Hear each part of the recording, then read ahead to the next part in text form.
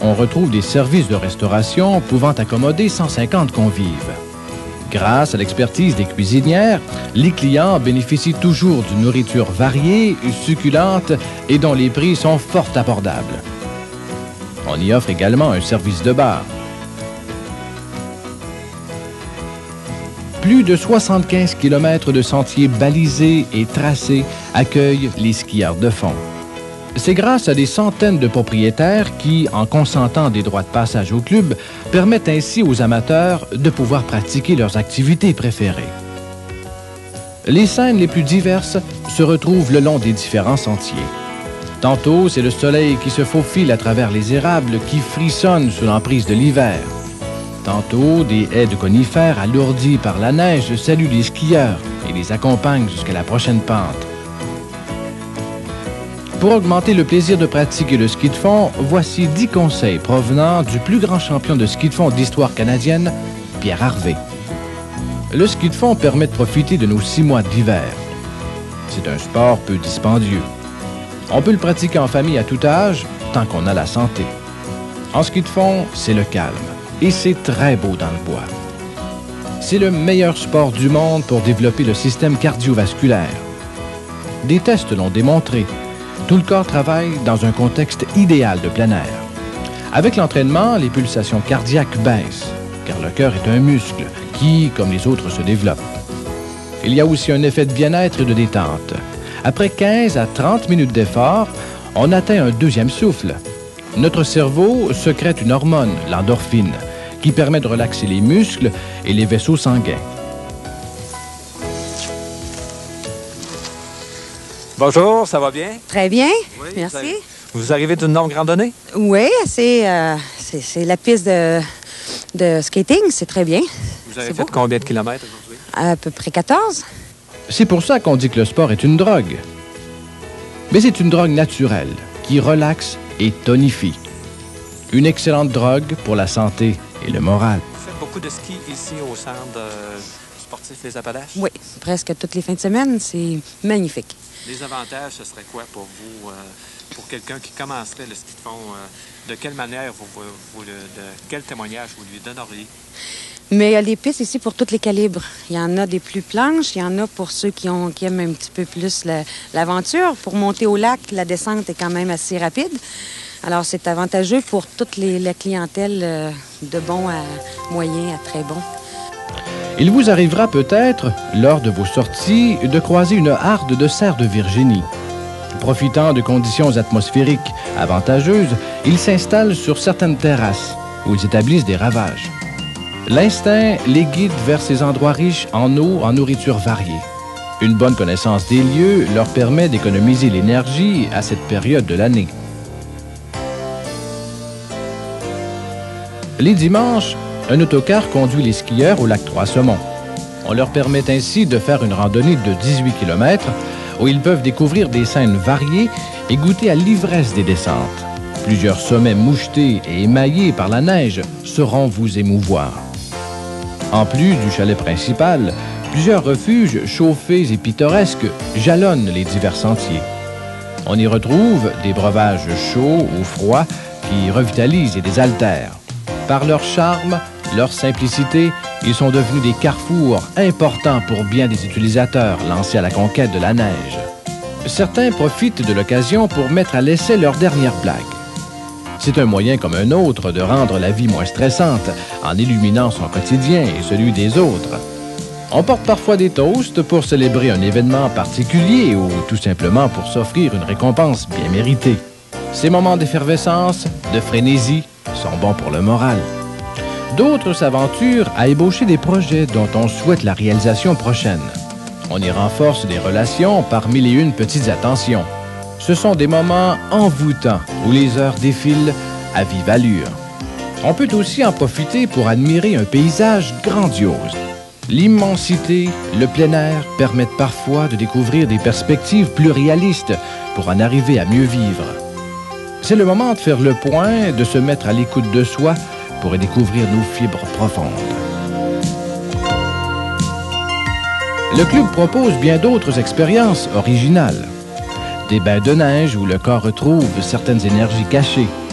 Les partisans affirment que c'est une excellente manière d'améliorer le rendement de l'organisme en augmentant son endurance. Certains soirs, des promenades au flambeau se terminent par des feux de joie arrosés d'un petit caribou sous le ciel étoilé. La joie de vivre, la bonne humeur, l'entrain des gens s'ajoutent aux gerbes d'étincelles pour célébrer l'instant présent. Ce sont des petits riens qui ont des valeurs inestimables. Si vous aimez casser la croûte en groupe près d'une halte, le club à l'occasion vous l'offre. Ce sont des moments où l'on perçoit mieux ce qui, à l'ordinaire, nous échappe. La chaleur d'un bon feu, la saveur des aliments, la joie d'une bonne conversation représentent certains de leurs atours. Pourquoi ne pas en profiter pour vivre ces événements heureux, occultés trop rapidement par le temps? Bien d'autres activités hivernales permettent de satisfaire des besoins de contacts sociaux et une ouverture aux autres. Elles permettent de se connaître davantage pour mieux vivre son quotidien. Ce sont autant de moyens intéressants pour participer à son hygiène de vie, et tout cela se fait dans un contexte volontaire où les modalités de pratique sont des choix personnels. Pour se déplacer durant l'hiver, nos ancêtres inventèrent toute une gamme de voitures tirées par les animaux. Ils ont imaginé des véhicules simples, fonctionnels, la carriole, la berline, le berlot, la slé. C'est une façon originale de rendre hommage aux premiers habitants de la Nouvelle-France, tout en faisant goûter à bien des gens les plaisirs d'une pareille expérience. L'attelage de chiens a également fait partie des outils de colonisation de notre pays. Sans lui, la vie aurait été plus difficile pour les premiers colons qui l'empruntèrent des Indiens. Aujourd'hui, c'est un sport agréable qui permet de découvrir les plaisirs de la promenade et une excellente façon de se divertir durant l'hiver.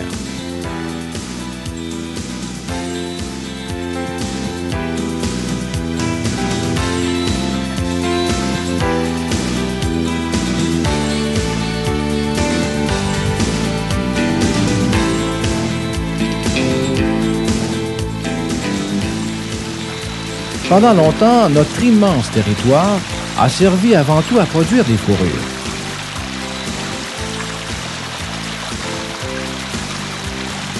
À cette époque, les gens s'occupaient presque tous de piégeage.